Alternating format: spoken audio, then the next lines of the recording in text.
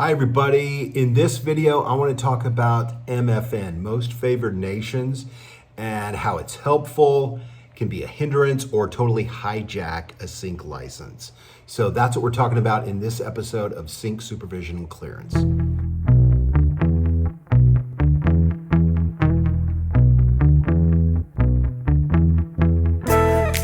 Hey happy people, thanks for checking in. My name's John with the Sync Center, and we are deep into a series called the Sync Supervision and Clearance series, where we talk about questions and best practices for managing music and visual media, whether it's an advertising campaign, a theatrical release, branded content on YouTube, or even a first-time filmmaker in film festivals. Managing music can be tricky, so we like to set aside some time to unpack and talk about a common question, really to help you succeed in getting your project out in the world. Hey everybody, welcome in. So just to set a little context for this video, I want to look at MFN, which is Most Favored Nations.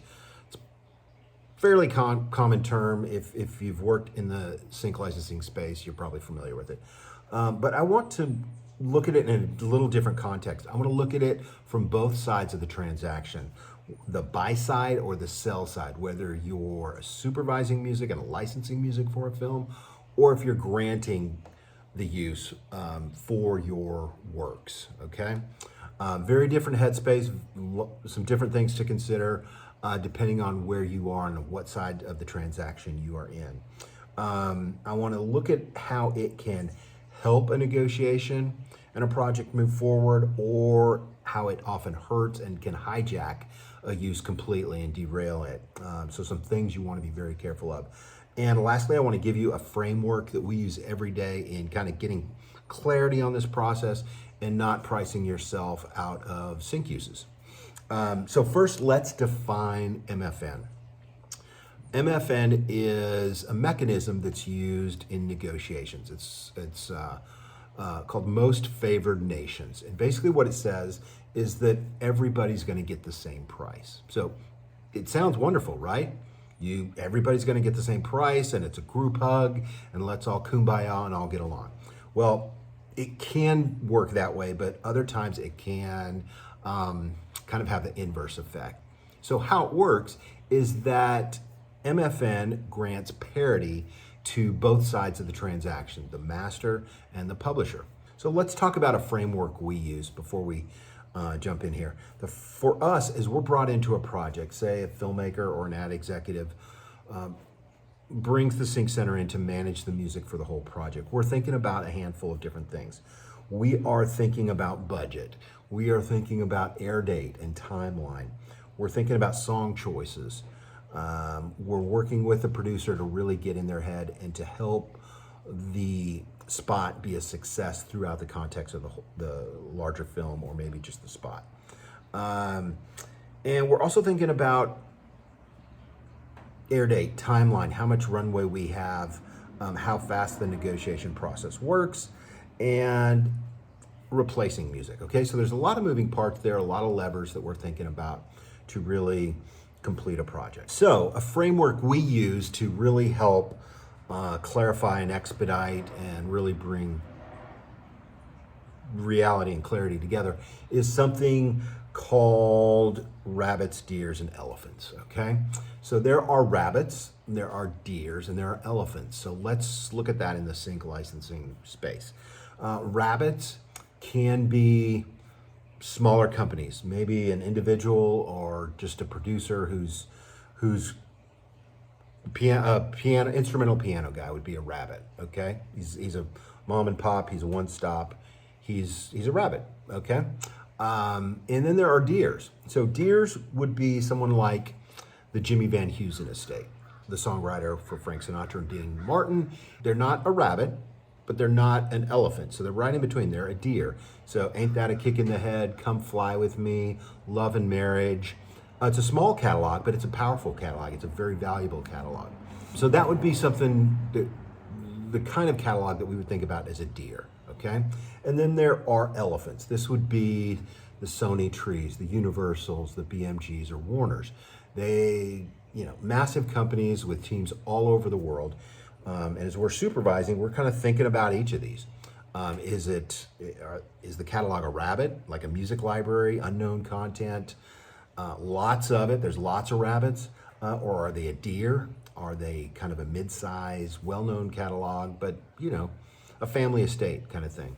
Or are they an elephant, okay? So that's a framework we use that has been very helpful in supervising music for the last 18 years. So that is the framework I want to give you: rabbits, deers, and elephants. Okay, so with that, let's look at it from this. I want to look at it from both sides of the transaction: the supervisor side and the licensor side, or the person that owns the rights, the catalog underneath the sell side. Okay, so thinking about it from the supervisor side, we're going to buy music. We're not buying it, we're licensing it, but we're calling it the buy side. The benefits of MFN is speed. We can move faster than normal, because everybody's getting the same price. Say it's a $10,000 use, and it's 5 and 5. $5,000 for the master and $5,000 for the underlying copyrights, the publisher. Okay, that's great because it adds clarity to the conversation. Everybody gets it. It's a neat, easy peasy, 5 and 5. There's no secrets and no surprises. It's all the same, right? Another benefit is that there's really no negotiations. You either get it, you accept the use, or you don't. So if we're licensing music and we're licensing 12 songs for the film, it kind of functions as a blanket license, in that you're not having to have 12 different negotiations with different entities, okay? So it's helpful in that sense. It kind of moves things faster, there's clarity, there's integrity, and it kind of functions as a blanket license in a sense, right? It's not a blanket license because we're still negotiating, we still have price that everybody has to accept. So some of how it can hurt as we supervise projects, there is a danger of overpaying. So what do I mean by that? You can overpay for songs that aren't as valuable as top tier songs. So if top tier songs are Queen, Journey, Marvin Gaye, those type of songs, super known, super valuable songs, have been valuable for 30 years, will be valuable for the next 300 years, right? And you're doing MFN, you can overpay for songs that aren't at that level. So you really have to get clarity on song tiers. Are all the songs kind of at the same level? And you can say, okay, we're doing $10,000 MFN, 5 and 5 each side. That's neat and clean. But if you're licensing music that's not as valuable and rabbits, and there's a lot of instrumental piano music, you can overpay for music. So you have to factor that in. All right, so the net is that songs are not equal for the supervisors. The buy side, songs are not equal. There are different songs at different tiers, and the MFN can bite you in the butt, or it can move the train faster. Also want to ask who has the leverage. It's very possible that Marvin Gaye has the leverage over a film that we're licensing the music for.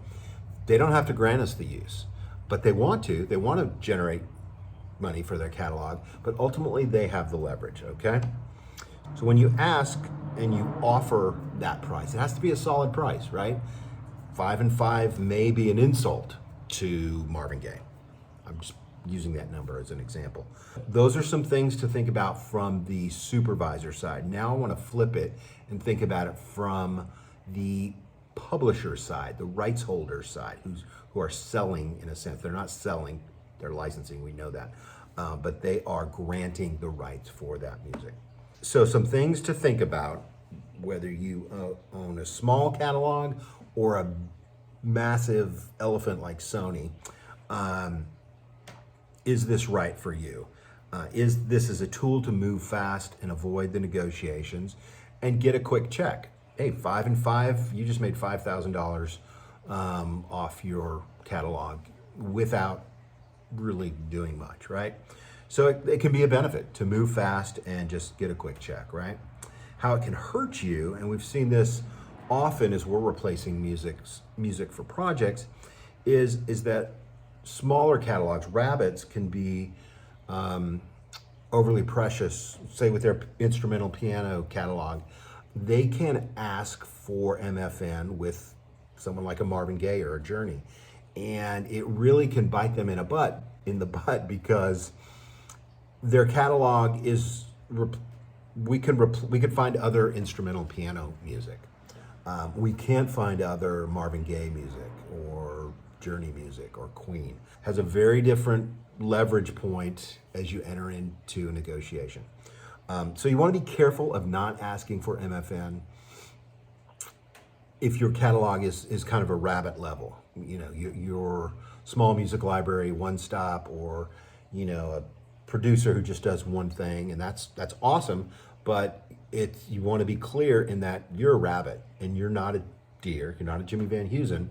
Like, you don't have 200 songs that are super known and super valuable, or you don't have 4 million songs like a Sony or a Universal.